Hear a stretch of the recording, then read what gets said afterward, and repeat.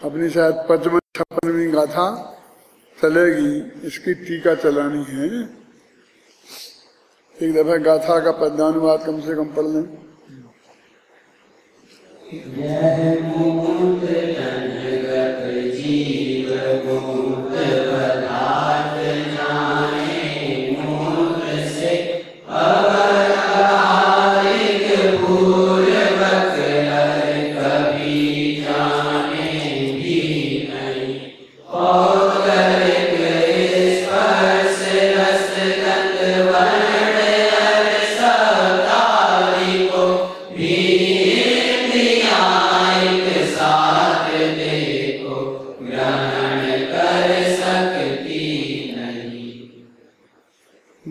तनगत अमूर्त जिए, मूर्तिक शरीर में रहने वाला अमूर्तिक आत्मा मूर्त पदार्थ को मूर्त इंद्रियों के सहयोग से जानता है। मूर्त अमूर्त मूर्त अमूर्त का चक्कर है ना। आत्मा तो अमूर्त है, ये मूर्त तन में रहता है और मूर्त इंद्रियों के सहयोग से अमूर्त को, अमूर्त पदार्थ को जानता है, अवग्रहादि पूर्वक जानता है और कभी जानता भी नहीं है और कभी जाने भी नहीं। जैसे आचार्य की टीका में ये भी कहा है कि कभी अवग्रही तक होके रह जाता है, कभी यही तक होके रह जाता है। उसकी जैसी योग्यता हो, जैसे जिस ज्ञेय को उस ज्ञान में जानने की योग्यता है, तो जैसे अनादिकाल से नक्की है कि इस ज्ञान का ज्ञेय ये पदार्थ बनेगा, तो ये भी नक्की है कि वही वो अवग्रह तक बनेगा और उसके आगे वो नहीं बनेगा, है ना। और पौध गले के जो स्पर्श रस गंध वर्ण और शब्द हैं, ये 5 इंद्रियों के 5 विषय है ना, भी इंद्रियां इनको ग्रहण तो करती हैं। 5 इंद्रियां 5 पदार्थों को ग्रहण कर सकती हैं और कभी भी कर सकती हैं। फिर भी इतनी शर्त है कि जब एक को ग्रहण करेंगी तो दूसरे को ग्रहण नहीं कर पाएंगी। और कौए की आंख का उदाहरण देके बताया है कि जिस तरह उपयोग अंदर में एक है ना, कौए की पुतली एक है और आंखें 2 हैं, ऐसे अंदर में उपयोग एक है तो इंद्रियां 5 हैं, तो उनमें बदल बदल करके ये जानता है। यहाँ पर इंद्रिय ज्ञान है ये बताना उद्देश्य है और अतीन्द्रिय ज्ञान एकमात्र उपादेय है ये बताना उद्देश्य है। इसी संदर्भ में अपन ने विस्तार से चर्चा की थी कि जब ऐसा प्रकरण आ जाता है कि इंद्रिय ज्ञान को हे कहते हैं तो ऊपर ऐसा तक लिखते हैं कि अब इंद्रिय ज्ञान की निंदा करते हैं, लिखा ना। सबसे ऊपर संस्कृत में पंक्ति देखो, इंद्रिय ज्ञानम हेयम प्रीणनिंदन्ति। इंद्रिय ज्ञान हे है ऐसा कहकर उसकी निंदा करते, आचार्य खुद ही लिखते हैं और उत्थानिका में लिखते हैं कि ये गाथा उनकी इंद्रिय ज्ञान की निंदा की है। इसी संदर्भ में फिर अपन ने कल ये बात की थी कि एक एक अपेक्षा अलग है, क्योंकि वो परम उपादेय है अतीन्द्रिय ज्ञान, और हमारी संतुष्टि इंद्रिय ज्ञान में ही ना हो जाए और इसमें ही थोड़ा बहुत ज्यादा हो के, यद्यपि मुझे नहीं, मैं जानता नहीं हूँ लेकिन तुमसे ज्यादा तो जानता हूँ ना, इस तरह हम अपने बहुत संतुष्ट होते हैं, कि भाई हम अपने अगल बगल में दोनों तरफ देख लिया और यदि हम दोनों से थोड़ा ज्यादा जानते हैं तो बस पर्याप्त है, फिर अब हमें कोई जरूरत नहीं है, ऐसा हमको संतुष्टि सी होती है। तो वो कहते हैं इंद्रिय ज्ञान की सामर्थ्य इतनी कमजोर है, अतीन्द्रिय ज्ञान की अपेक्षा अनंतमा भाग है, क्या फर्क पड़ता है थोड़ा कम और थोड़ा ज्यादा हो गए तो। फल में कहने नहीं मेरे 80% नंबर हैं, इसके तो 75 ही हैं, तो क्या तेरे 75 और 80% से क्या फर्क पड़ने वाला है, तो केवल ज्ञान तो नहीं हो जाएगा तेरे 80% से तेरे को, तो उसकी निंदा करते हैं। अब निंदा करने से हमारे दिमाग में से वो इंद्रिय ज्ञान इतना ना उतर जाए कि हम उसकी फिर परवाही नहीं करें और उसको पूर्णता हे मान के, हैं, समझे ना। अब स्वाध्याय की क्या जरूरत है और पढ़ने की क्या जरूरत है।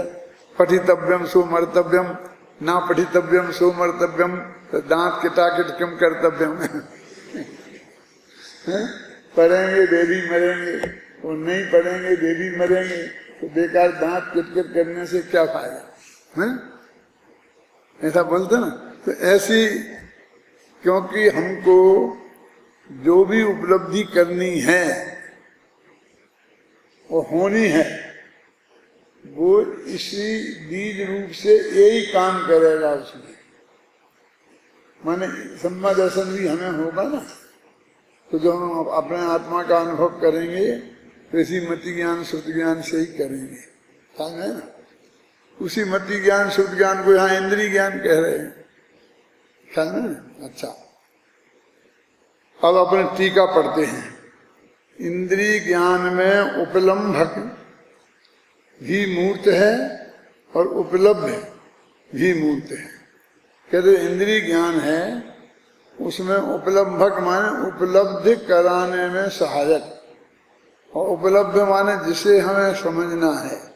तो जो समझने में सहायक हैं वे भी मूर्त पदार्थ हैं, और जिसे समझना है वो भी मूर्त पदार्थ है। बेटा मर जाता है, ऐसा हो जाता है, पत्नी, माने ये सब मूर्त हैं। यहाँ देखो, इंद्रिय ज्ञान में उपलम्भक माने जानने में सहयोगी इंद्रियां, वे भी मूर्त हैं, और उपलब्ध माने जानने में आने वाले पदार्थ, वे भी मूर्त हैं, है ना। स्वयं अमूर्त होने पर भी, अमूर्त कौन? आत्मा। स्वयं आत्मा अमूर्त होने पर भी यह इंद्रिय ज्ञान वाला जीव अंदर अमूर्त है, और वर्तमान में इंद्रिय ज्ञान की प्रवृत्ति जिसकी हो रही है, पंचेंद्रियात्मक मूर्ति शरीर को प्राप्त होता हुआ जानने में निमित्त भूत माने उपलम्भक मूर्त शरीर के द्वारा जानने योग्य स्पर्शादिमान पर मूर्त पदार्थ, मूर्त वस्तुओं को अवग्रह रूप जानता है। उससे आगे शुद्धि के सद्भावानुसार कदाचित इहाद रूप भी जानता है। इस पंक्ति में वो सब बात आ गई। अवग्रह में तो कदाचित नहीं लगाया, फिर इहादिक में कदाचित लगा दिया, और शुद्धि के सद्भाव के अनुसार मानो क्षयोपम ज्ञान जितना होगा, जैसा होगा उसके अनुसार। अभी वो अपना विद्यार्थी जो अपन को बता रहा था 10 कर्म, तो वो सब कर्म की तरफ से ही बात कर रहा था। है कर्मणान योग में जितना है वो नियम है कि जो भी कार्य होगा उसमें उस कर्म का उदय नियम से होगा ही होगा। जैसे कि सम्या दर्शन होगा तो कर्म का क्षय क्षयोपम उपशम रूप जो भी दशा होनी होगी वो होगी। मिथ्यात्व होगा तो मिथ्यात्व नामक कर्म का उदय गारंटी से होगा ही। ये बहुत जबरदस्त निमित्त निमित्तक संबंध है, और उसी के आधार पर पूरा कर्मणान योग खड़ा है। यदि वो नहीं होवे तो फिर कर्मणान योग बनता ही नहीं। वो इतना जबरदस्त है कि उसमें अन्वय और व्यतिरेक दोनों व्याप्ति घट जाती है। कैसी? मिथ्यात्व कर्म का उदय का अभाव होगा तो मिथ्या दर्शन होगा ही नहीं, और उदय होगा तो गारंटी से होगा ही, और मिथ्या दर्शन होगा तो मिथ्यात्व कर्म का उदय गारंटी से होगा ही। दो तरफी गारंटी है, मतलब समझे ना। फिर भी हमारी मुक्ति किसी दूसरे के हाथ में नहीं है। हमें केवल ज्ञान इसलिए हुआ है कि ज्ञानावरणी कर्म का क्षय हो गया था, अन्यथा नहीं होता। ऐसी जो हमारी कल्पना है वो हमारे पुरुषार्थ को खंडित करती है कि वो ज्ञान तो अपनी योग्यता से ही हुआ, उसे उसके क्षय उपशम की रंच मात्र भी अपेक्षा नहीं है। क्या वो टोडरमल जी ने तो ऐसा लिखा कि भाई वो कर्म का क्षय होगा तभी तो काम होगा। तो कर्म का क्षय कैसे होगा? वो भी इस आत्मा के तुझे अनुभव करेगा, उसी से होगा ना। तो उसके लिए तुझे अलग से पुरुषार्थ नहीं करना है, तू तो अपने आत्मा को ही समझने का पुरुषार्थ कर, और उसकी जो प्रक्रिया होगी आत्मा को समझने की, आत्मा समझ में आए और उसमें कर्म की जो दशा होनी होगी उसके निमित्त से वो भी ऑटोमेटिक हो जाएगी। उसकी तरफ तुझे देखने की रंच मात्र आवश्यकता नहीं है। ये बात ऐसी है कि अपन साइकिल चलाते हैं तो साइकिल अपन अपने पैरों से ही हैंडल को घुमाएंगे और हाथ से ही हैंडल को मोड़ेंगे, ये नक्की है बिल्कुल, उसके बिना ये काम नहीं होगा, है ना। फिर भी साइकिल चलाने वाला हमें सिखाता है कि तुझे पेडल नहीं देखने हैं और तुझे हैंडल भी नहीं देखना।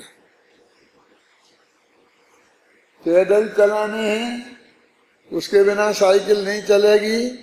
पेडल चलेंगे तो साइकिल गारंटी से चलेगी, अन्वय व्यतिरेक दोनों है। और जहां को जाना है वहां को तू मोड़ेगा तो वहीं को जाएगी, ये भी नक्की पक्की है। फिर भी तुझे अपनी निगाह सड़क पे रखनी है, ना हैंडल पे रखनी है ना पेडल पे। जब पहली दफे अपन जब साइकिल सीखते हैं तो अपने सबसे पहले पेडल अपन चलाते हैं ना, तो वहां अपनी निगाहें जाती है, वहां देखते हैं कि ये चल रहा कि नहीं चल रहा है। और फिर जब बहुत समझा के उपदेश दे के डंडा मार के वहां से हटाएं तो हैंडल देखने लगते हैं। हाथ और पैर तो बिना देखे चलने चाहिए, जहां को मुड़ना है वो ऑटोमेटिक मुड़ना चाहिए, हमें सोच के नहीं मुड़ना पड़े, देखना नहीं पड़े। हम तो सामने सड़क देखें कि सड़क पे तो कोई नहीं आ रहा, उससे हमारी साइकिल टकरा तो नहीं जाएगी। मैंने पैडल चलाया और पहिया नहीं चला तो देख लो ना वो तो चलेगा ही, हैंडल घूमेगा ही, तुझे उसकी फिक्र रंच मात्र भी नहीं करना है, यानी उस पर उपयोग नहीं रखना है। और फिर भी वो चलाना है और उसका कर्ता तू ही कहलाएगा कि तू ही ने चलाया पैडल, तू ही ने हैंडल पकड़ा, लेकिन उपयोग बाहर रखना है। उपयोग माने दृष्टि,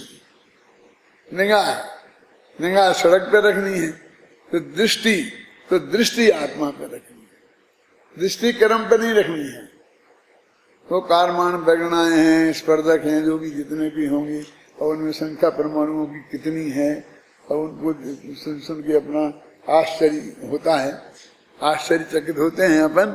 तो पंडित पांडे राजमल जी ने तो यहाँ तक लिखा है कि तुझे केवल ज्ञान की महिमा जानना हो तो इधर टोडरमल जी से आकर मिलो, ऐसा लिखा। केवल ज्ञान की महिमा जानना हो तो, और ये लिखा कि मुझे हम उनके पास गए और हमने टोडरमल जी से प्रश्न किए तो वे हर प्रश्न का उत्तर एक गोमरसार नामक ग्रंथ की साक्षी से देते गए। अकेला हर गोमरसार में एक दूसरे समय सार की नाम नहीं लिया, गोमरसार की तरफ से देते। तो हमने उनके ज्ञान की महिमा जानी और केवल ज्ञान की महिमा जानी। ये केवल ज्ञान की महिमा कैसे जान ली? उन्होंने केवल ज्ञान के बारे में एक शब्द नहीं बोला, किन्ने? टोडरमल जी ने। तो ये क्यों लिखते हैं? जब मैंने पीएचडी की थी तब मैं पढ़ता था, मुझे लगता है ये केवल ज्ञान की क्यों लिखते हैं? केवल ज्ञान की तो टोडरमल जी ने कुछ कहा ही नहीं। तो वो कहते हैं कि करुणा नहीं हो, केवल ज्ञान गम है। ये केवल ज्ञानी की जानी हुई बातें हैं जो शास्त्र में लिखी हैं और जो टोडरमल जी हमें बता रहे हैं। तो तुमको यहाँ आओगे तो टोडरमल जी गोमरसार ग्रंथ के आधार से ऐसी इतनी बातें बताएंगे कि जो सिर्फ केवल ज्ञान में जानी जा सकती हैं और कहीं जानने में नहीं आ सकती हैं, तो तुम्हें केवल ज्ञान की महिमा आएगी। कैसे केवल ज्ञान की महिमा आएगी? कि कितने परमाणु, सिद्धानंतम भागम अभव सिद्धाच अनंत गुण मेरे, तो वे भी अनंत, वे भी अनंत, ये भी अनंत, वे भी अनंत, कितने अनंत अनंत अनंत प्रकार के हैं। तो जब उसे खोल खोल के बताते हैं ना, तो उतना चित्त में आश्चर्य जैसा होता जाता है। लेकिन अध्यात्म कहता है इतना पर्याप्त है कि था योग्य कर्म के उदयादिक जैसे होना होंगे समय समय पर होंगे। जो बोलते हैं कर्म के अभाव से सम्ना दर्शन होगा, मिथ्यात्व कर्म के अभाव से। तो कहें क्या? उदय उपसम क्षयोपसम या क्षय रूप अभाव, तीनों के नाम दे देते। वो अभाव क्षयोपसम रूप भी हो तो भी चलेगा, उपसम रूप हो तो भी चलेगा, क्षय रूप हो तो भी चलेगा। कोई भी तरह का अभाव होगा। अब उसकी डिटेल फिर जब बात करेंगे तब बताएंगे। अभी तो इतना समझ लो तुम कि कर्म का निमित्त नैमित्तिक जो संबंध है वो अपनी जगह 100% पक्का और सच्चा है, लेकिन तुझे उसकी तरफ निगाह नहीं रखना है। यदि तूने पैडल की तरफ निगाह रखा और साइकिल के हैंडल को देखा तो तुम कहीं न कहीं एक्सीडेंट किए बिना नहीं रहेगा। क्योंकि सड़क पे जो सामने आदमी है उसे तो देख नहीं रहा और गाड़ी दौड़ रही है, तो किसी न किसी से टकराएगी ना वो तो है। इसलिए तेरे को निगाह वहां नहीं रखना है, तेरे को निगाह यहाँ रखना है अपने भगवान आत्मा पर है।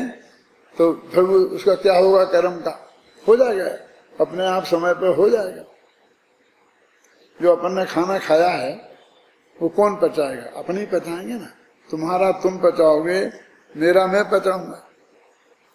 एक दूसरे का हम सहयोग तो कुछ कर नहीं सकते हैं।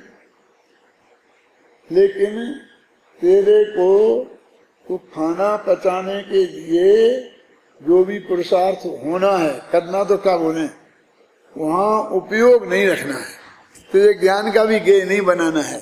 अब पुरुषार्थ करने की बात तो कितनी दूर रह गई। क्यों? तो 8 घंटे में पच जाएगा वो ऑटोमेटिक। जो काम होना है वो ऑटोमेटिक प्रक्रिया के अंतर्गत हो जाएगा। फिर उसी को ये कहेंगे तुमने पचाया, ये थोड़ी कहेंगे तुम्हारा खाना हमने पचाया। यानी तुम्हें उसमें कुछ नहीं करना है और उसके पक्के करता धरता तुम ही हो। ये तो बहुत अन्याय है। अब करता धरता हम ही होंगे तो उसका फल भी तो हमको ही भोगना पड़ेगा ना, है बुरा फल। क्यों? यहाँ भोगना पड़ेगा, लेकिन उपयोग वहां नहीं रखना। तुम यदि 24 घंटे देखते रहे तो मेरा खाना कहाँ पहुंच गया, अब पच रहा कि नहीं पच रहा, इसकी जांच ऐसे करते रहे तो कुछ होने वाला नहीं है। वहां तो कुछ पता पड़ता नहीं है ना है? माँ के पेट में बच्चा पल रहा है तो क्या तो माँ को करना है, क्या डॉक्टर को करना है? तो दोनों ज्ञाता दृष्टि है ना समझ। हर महीने बुलाते हैं तो बुलाते जाके देखते हैं डॉक्टर, देखते यही तो देख लिया तो जान लिया तो ठीक है, इतने करते ना। मतलब उन्हें ज्ञाता दृष्टा रहना है। वो सब अपने आप बढ़ेगा और पूरा परिपक्व होगा और हो करके समय पर यथा समय उसका जन्म हो जाएगा, बाहर आ जाएगा। लौकिक मामले में हम इतने समझदार हैं कि वहां कोई माथा नहीं मारते, और धर्म के मामले में नहीं। कर्म में यदि जानो तो और नहीं जानो तो क्या फर्क पड़ता है? बम्बई में एक डॉक्टरनी है, उसका नाम है, क्या नाम, हिंदुजा, इंदिरा हिंदुजा नाम है। वो डॉक्टरनी है जिसने विश्व में सबसे पहले टेस्ट ट्यूब बेबी पैदा किया था। माने विश्व में, अकेले हिंदुस्तान में नहीं, इतनी बड़ी डॉक्टर है। और वो सिंधी है और बड़े बड़े अस्पतालों में जाती है, वो अपने ऑपरेशन वगैरह करती है। और भाग्य से उसे अध्यात्म का रंग लग गया तो अपने प्रवचन में आती है। एक प्रवचन अपना भी नहीं छोड़ती है। अपने घर पे भी सब किताबें रखी, कैसेट रखे, तो स्वाध्याय करती हैं, ये सब करती हैं। एक दफा मुझे उन लोगों ने 10-20 डॉक्टरों ने मिलकर उसी के घर पर मेरा भोजन रखा और तत्व चलता रखी। और वो फिर खाना खाया, फिर बैठ गए बातचीत करने के लिए सब। तो बार बार ये सब बात वो कह रही थी। तो मैं बता रहा था कि ये भी तुमको क्या करना है, ये तो ऑटोमेटिक क्रिया है, उसके अंतर्गत वो सब काम होगा। कहीं उस कर्म का क्षयोक्षम नहीं हुआ तो, फला नहीं हुआ तो सब जगह अपन समझते हैं ना, मैं सब व्यवस्था देख लूं, यहाँ हो रहा कि नहीं हो रहा, यहाँ से आ रही बारात, वहां से आ रही कि नहीं आ रही, यहाँ से हम घर वाले तैयार स्वागत करने के लिए तैयार खड़े हैं कि नहीं खड़े हैं। तो भाई तुम्हारी ड्यूटी बारात लाने की है, 10 बजे लानी थी ना, उधर संभालो। यहाँ पर हम 10 बजे के पहले स्वागत के लिए पूरे तैयार खड़े रहेंगे, इसकी चिंता तुम्हें करने की जरूरत नहीं है, और हम तुम्हारी बारात की चिंता नहीं करेंगे। तो ही काम सही हो सकता है ना, हम उसकी चिंता करेंगे, हमारी करे कोई कुछ नहीं है? और हम कर्म की चिंता करें कि कर्म क्या करे, कैसे करे। कहते कर्म की जगह करेगा है, और तुम अपना अपनी जगह करे। आत्मा का जो काम है उसमें तो उसमें ये सीधा सत्य मार्ग है ना, हमें उसमें माथा मारने की कहाँ जरूरत है। इसलिए वे कहते हैं कि तुमको वहां कुछ भी करने की जरूरत नहीं है, कि भाई हमको इतना तो पता होगा ना कि इसमें अनंतानंदी का भी साथ में 6 क्षयोक्षम होना चाहिए मिथ्यात्व के साथ। क्यों? तो नहीं पता होगा तो क्या होगा, समझ में आया तुम्हें? तो होगा या नहीं होगा? अरे जिन जिन का होना नक्की होगा वो सब होगा। तो बहुत समझाया मैंने, लेकिन उसकी समझ में नहीं आया। तो मैंने उनसे कहा कि तुमने टेस्ट ट्यूब बेबी पैदा किया था क्या? तुम्हें ये बिल्कुल पता है कि माँ के पेट में बच्चा होता है तो 1 महीने का होता है जब कैसा होता है, 2 महीने का होता है जब कैसा होता है, 3 महीने का होता है जब कैसा होता है, कि आंखें कब बन जाती हैं, खुल जाती हैं, कब हाथ पैर कब विकसित हो जाते हैं, एक अंग नियम है, 4थे महीने में ये विकसित हो जाएंगे, 3 महीने में ये हो जाएगा, 2 महीने में ये हो जाएगा, सब मालूम है ना। अरे 1 महीने की नहीं, 1 दिन की प्रोग्रेस उन्हें मालूम है। क्या वो ये नहीं देखते कि 1 महीना हमारे पहले कैसा था अब कैसा? वहां क्या देखते हैं कि 4 महीना में बच्चा को कितना बढ़ जाना चाहिए, वो उतना बढ़ा के नहीं, उसकी लंबाई चौड़ाई उतनी हुई कि नहीं, उसका वेट उतना हुआ कि नहीं, वो सब नाप लेते हैं वो अपने यंत्रों से। नहीं कम हुआ है, विकसित नहीं हो रहा है बच्चा, कोई ना कोई कमी है, कोई दिक्कत है, उसे खाना पर्याप्त नहीं मिल रहा है, क्या कि ज्यादा तेजी से बढ़ रहा है तो दिक्कत हो जाएगी। ऐसा वो सब उसको पता है। हाँ? और मैंने कहा एक शहरिया की लड़की आती है, शहरिया माने शहर वाले नहीं, वो गांव में आदिवासी होते हैं ना, उनको शहरिया बोलते हैं, समझ आए ना? वो बिना पढ़ी लिखी, बिल्कुल काला अक्षर भैंस बराबर, 20 वर्ष की कन्या है, उसे कुछ मालूम नहीं है ना। और वो गर्भवती हो गई तो वो 9 महीना में एक सुंदर बच्चे को पैदा कर देगी, और आप कितने 1 दिन की प्रोग्रेस जानती रहो, लेकिन इस जन्म में तुम बच्चा पैदा नहीं कर सकती। तो वो ब्रह्मचारी है, मतलब शादी नहीं की है। क्यों? कि तुम्हारे ज्ञान से क्या होता है? वो तुम जान रही हो उसका बच्चा कितना बढ़ रहा, कैसे बढ़ रहा, क्या कर रहा, और वो नहीं जान रही, उसे कुछ पता नहीं है। कितना बढ़ना चाहिए, कम बढ़ रहा कि ज्यादा बढ़ रहा, उसे कुछ पता नहीं है ना। वो उसके लक्ष्य से कुछ नहीं कर रही, अपना सही सच्चा जीवन बिता रही है। 2 रोटियां खाती थी, वो खा लेती है, शुद्ध सात्विक तरीके से रह जाती है ना। तो ऐसे ही ये कर्म में किस वक्त कहाँ कितना क्या हो रहा है, ये डॉक्टर को जानने दो, है ना। तुम यदि अपने आत्मा में अंदर में चले गए तो तुम्हें आत्मा का अनुभव हो जाएगा। माने उसकी एक प्रकृति का नाम हम भूल गए तो उस प्रकृति का फिर उपशम नहीं होगा, ऐसा नहीं है। वो तो जिसकी जितने जहां जैसी उपशमादिक अवस्था होनी है वो होगी ही होगी, ये पक्की गारंटी है। तुझे उसका विकल्प करने की जरूरत नहीं है।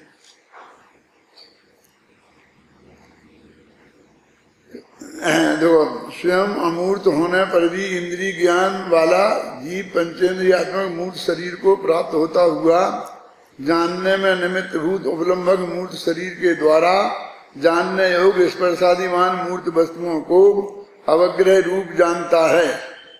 उससे आगे शुद्धि के सद्भावनानुसार कदाचित इहादिक रूप जानता भी है और कदाचित शुद्धि के अभाव में नहीं जानता, क्योंकि इंद्रिय ज्ञान पर उठे। ये चार लाइनें स्पष्ट हो गई? बता सकते हो? देख के तो बता ही सकते हो, उसमें तो कोई शंका की मुझे नहीं है। लेकिन कोई ऐसी भी बात है कि आप एक दफे अच्छी तरह देख लो, 2 मिनट उपयोग लगा के, तो तुम वैसे भी बता सकते हो।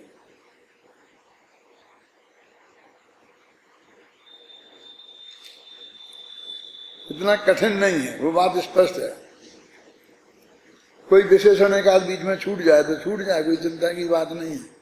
मुद्दे की बात समझ में आना चाहिए कि मूर्त ज्ञान वाला जो मूर्त शरीर में रहने वाला आत्मा मूर्त पदार्थ को मूर्त इंद्रियों के सहयोग से जानता है, काल में आए ना, और अवग्रहादि रूप जानता है, और कभी शुद्धि के ना हो उतनी तो नहीं भी जानता है, शुद्धि के अनुसार जानता है और नहीं भी जानता। इतनी सी बात कही हो गई ना स्पष्ट बात। एक पैरा क्लियर हो गया। अब दूसरा, एक परोक्ष ज्ञान की बात बताई। परोक्ष ज्ञान परमार्थता अज्ञान में गिना जाने योग्य है। अब ये अमृत चंद्राचार्य की विशेषता है। ये जो परोक्ष ज्ञान है ना, इस ज्ञान को जो बताया ना ऊपर, वो जानता है अवग्रहादि रूप, ये परोक्ष ज्ञान है। तो कहते परोक्ष ज्ञान को ज्ञान में गिने के अज्ञान में गिने। शायद सुबह के प्रवचन में आ रहा था कि वो हमने चश्मा लगा के जाना, तो मेरा ये देखना है, मैं देखता हूं कि मैं अंधा हूं, ऐसा पूछना है था। क्या मैं चश्मा लगा के देख सकता हूं, बिना चश्मा के नहीं देख सकता, तो मैं अंधा हूं कि मुझे दिखता है। क्या माने कोई एक शर्त लग जाए तो उससे कोई आदमी अंधा नहीं हो जाता है? आप आंख के बिना नहीं देख सकते, मैं आंख और चश्मा के बिना नहीं देख सकता, और एक तीसरा उजेले के बिना नहीं देख सकता।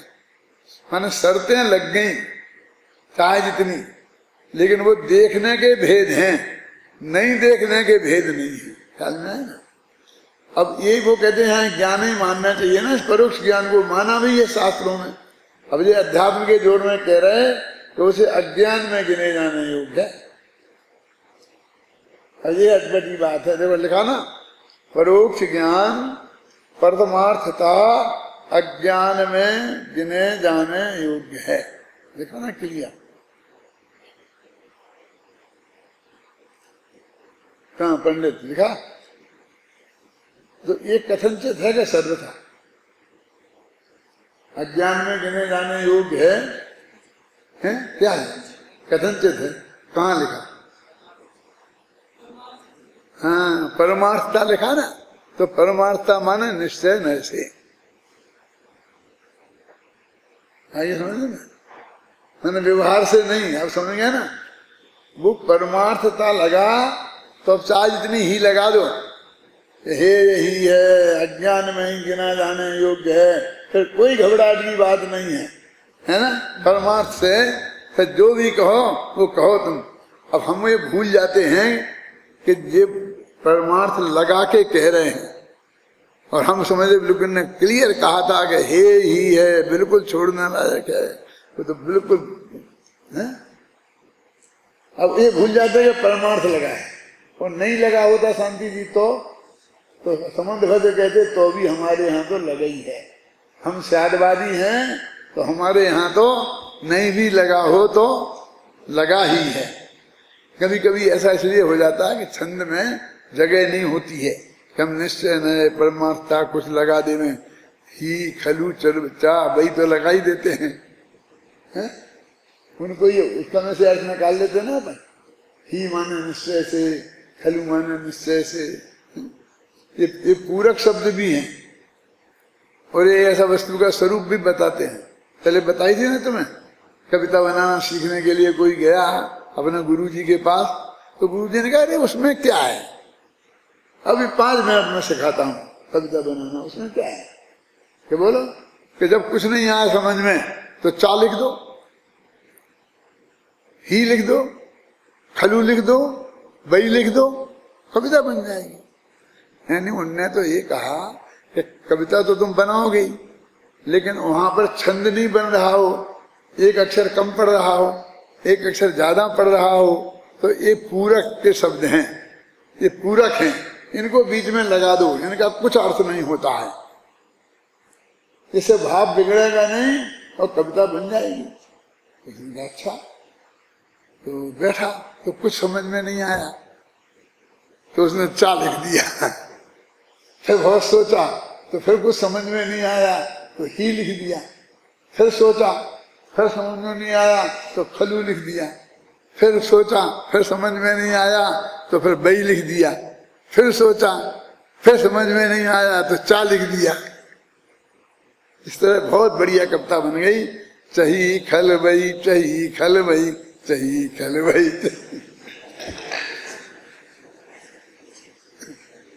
अरे भाई ये तो पूरक शब्द हैं, अकेले इनसे थोड़ी कविता बनती है।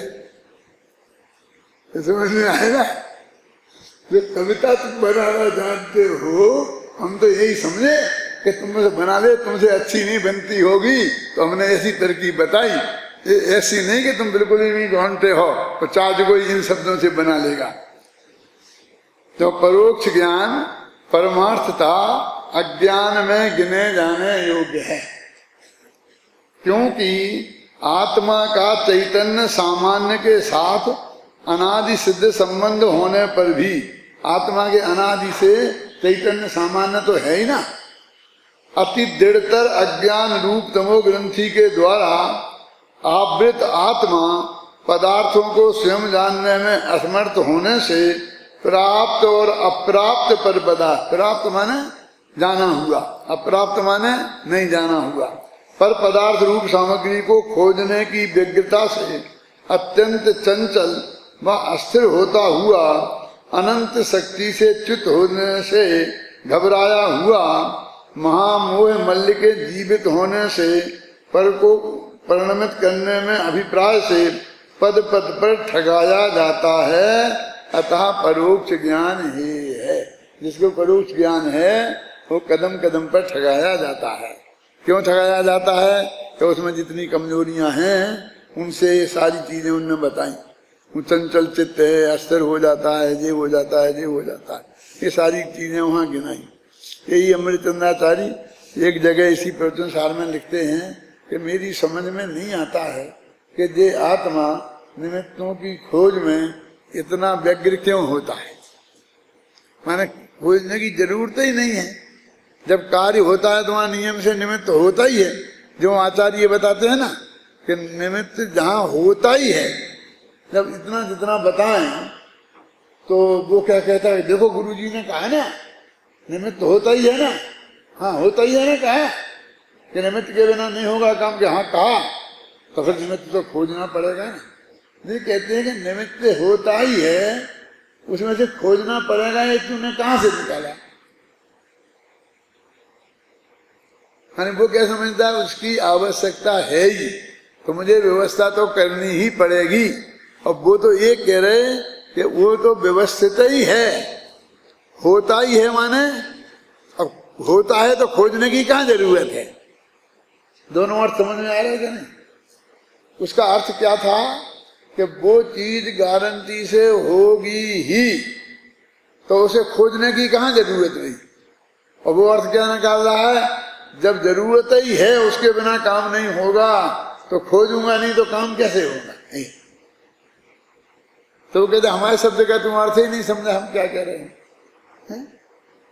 मैं आपसे इतनी एक उदाहरण है निमित्त के बारे में कि हम सब ने, महावीर स्वामी तक, महावीर स्वामी से लेकर हम तक सब ने, जब हमने मनुष्य गति में आए हम, तो माँ बाप के बिना तो नहीं आ सकते ना। कोई भी अपने माँ बाप के बिना तो नहीं आया है ना। सबको मनुष्य गति में आने की जो एक ही विधि है ना, वो सारी सबके संपन्न हुई है ना, और भविष्य में होगी। तो किस किस ने अपने इसके इंतजाम किया था? यानी कोई भी बिना माँ बाप के पैदा नहीं होगा, और एक को भी माँ बाप का इंतजाम करने की रंचमात जरूरत नहीं है। अत्यंत आवश्यक है, आप समझ गए ना। तो अत्यंत आवश्यक है ये कहने में हमें उसकी व्यवस्था करनी है, ये कहां से आता है? और हम उसमें से ये अर्थ निकाल लेते हैं, बल्कि ऐसा अर्थ निकलता है कि वो तो व्यवस्था होती ही है। जब मेरा मान लो कि 16वें स्वर्ग में बैठे भगवान महावीर जी का जीव कहे कि मुझे तीर्थंकर होना है, तो तीर्थंकरों के जैसे माँ बाप होते हैं वैसे माँ बाप मुझे नहीं खोजने हैं। वे तो यथास्थान होंगे ही। क्या होंगे ही? केवल उनके बिना तो तेरा काम होगा ही नहीं। इसमें से निकलती है पराधीनता, और वे होंगे ही, तुझे उसमें कुछ नहीं करना है। तुझे चित्त में विकल्प भी नहीं करना है। और कोई तीर्थंकर ने आज तक किया नहीं।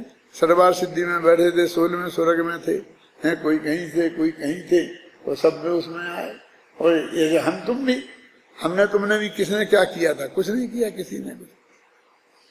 तो ऐसा वो निमित्त तो अनिवार्य भी हो गया, और हमें कुछ करना नहीं है उसमें, ये भी हो गया। आचार्य देव को तो तुम्हारे माथे से निमित्त को जुटाने का बोझा उतारना है। निमित्त का निषेध इष्ट नहीं है, समझ में आई ना। तुमने जो अपने माथे पे बोझा ले रखा है, वो बोझा उतारना उद्देश्य है। वो तो ये कह रहे कि तुम माथे पे बोझा मत लो। परोक्ष ज्ञान है हो गया। अब आगे चलो।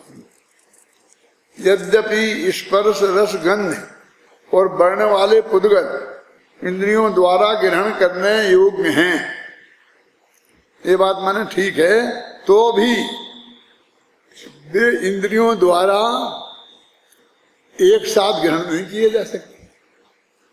उनमें पूरी क्षमता है कि वे इंद्रियों द्वारा ग्रहण के लिए जाएंगे, लेकिन ये पांचों इंद्रियां जानने में समर्थ हैं, लेकिन एक समय एक ही करेंगे। हमें 5 बीमारियां हैं, 5 डॉक्टर हैं,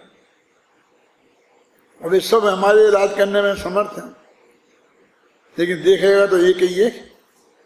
पांचों एक साथ तो नहीं देख सकते ना। देखा ना, एक साथ ग्रहण नहीं किए जा सकते, क्योंकि क्षयोपशम ज्ञान की उस प्रकार की शक्ति नहीं है। इसे ऐसा भी लिखा हो दे सकते कि क्षयोपशम ज्ञान में उसी प्रकार की शक्ति है, माने सशर्त शक्ति है।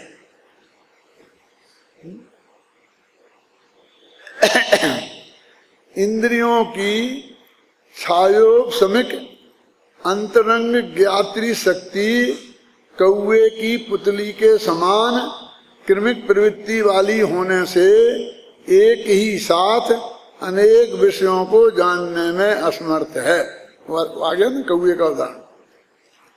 इसलिए द्रव्य इंद्रियों के विद्यमान होने पर भी इंद्रियों के विषयों का समस्त ज्ञान एक साथ नहीं होता, क्योंकि इंद्रिय ज्ञान परोक्ष ज्ञान है और उसका केवल ज्ञान में एक साथ होता है। तो आपको अभी आगे पीछे हो जाएगा, क्या फर्क पड़ता है? फर्क कैसे नहीं पड़ता? पदार्थ अनंत है।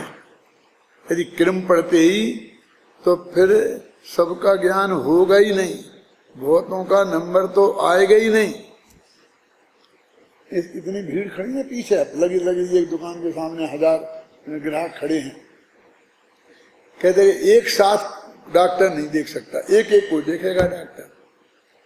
तो ठीक हम एक एक को देख लेंगे कि भैया वो डॉक्टर दिन में 20 ही आदमी को देखता है और ये 2000 की लाइन लग रही है। इसलिए इसमें बहुत आदमी ऐसे हैं कि जिन्हें देखेगा ही नहीं। अकेला इतना ही नहीं है कि वो कृम से देखेगा, जिसमें कृम पढ़ना की शक्ति है उसमें नहीं देखने वाली बात भी है, तो वो अनंत पदार्थों को जानेगा भी नहीं। वो परोक्ष ज्ञान जो कृम से जानता है वो अनंत पदार्थों को जानेगा भी नहीं। देखो वस्तुतः बात यह है कि इंद्रिय, अजय मैंने लिखी है टिप्पणी, वस्तुतः बात यह है कि इंद्रिय ज्ञान परोक्ष ज्ञान है, उसके जानने में बहुत सी मर्यादाएं हैं। एक तो वह अपने क्षयोपम के अनुसार ही जान सकता है, दूसरे वह एक समय में एक इंद्रिय के विषय में ही प्रवृत्त होता है। यद्यपि हमें ऐसा लगता है कि हम सभी इंद्रियों के विषयों को एक साथ जान रहे हैं, तथापि ऐसा होता नहीं है। इस बात को समझाने के लिए यहाँ कौवे की आंख की पुतली का उदाहरण दिया है। कौवे की आंखें दो होती हैं, किंतु पुतली उन दोनों आंखों में मिलाकर एक ही होती है। वह एक पुतली दोनों आंखों में आती जाती रहती है, उसका आना जाना इतनी शीघ्रता से होता है कि हमें पता ही नहीं चलता कि पुतली एक है या दो। इसी प्रकार इंद्रियों के विषयों में हमारा उपयोग इतनी शीघ्रता से घूमता है कि हमें ऐसा लगता है कि हम सभी इंद्रियों को से एक साथ जान रहे हैं। वस्तुतः होता यह है कि हम एक एक इंद्रियों के विषयों को क्रमशः ही प्रवृत्त होते हैं। परोक्ष भूत इंद्रिय ज्ञान एक प्रकार से पराधीन ज्ञान है। पराधीनत्वात् परोक्षम, यही व्याख्या की है ना, क्योंकि इसे प्रकाश आदि बाह्य सामग्री की सहयोग की भी आवश्यकता है। अब अकेली आंख और चश्मा ही थोड़ी चाहिए, उजेला भी चाहिए, है ना। इस कारण परोक्ष ज्ञानियों को विज्ञता बनी ही रहती है। जानना सबको है और जानेंगे एक एक क्रम से, और बहुत सी चीजें बिना जाने ही रह जाएंगी, तो उसकी व्यग्रता कैसे खत्म हो सकती है। उपयोग चंचल और अस्थिर बना रहता है। अल्प शक्तिवान होने से वे खेद खिन्न भी होते रहते हैं तथा पर पदार्थों को अपनी इच्छानुसार परिणमाने के अभिप्राय से पद पद पर ठगाए जाते हैं। इसलिए इंद्रिय ज्ञान परोक्ष ज्ञान ही है, इसी कारण हेय भी है। यानी यहाँ पर पूरी ताकत से उनने इस इंद्रिय ज्ञान को परोक्ष ज्ञान है ऐसा कहकर उसे हेय सिद्ध किया, क्योंकि तुम प्रकट करने की अपेक्षा से उसे उपादेय नहीं मान लो। उससे आत्मा जानना है और उस अपेक्षा से वो कथनचित उपादेय है, उस बात को भी हमें नहीं भूल जाना चाहिए।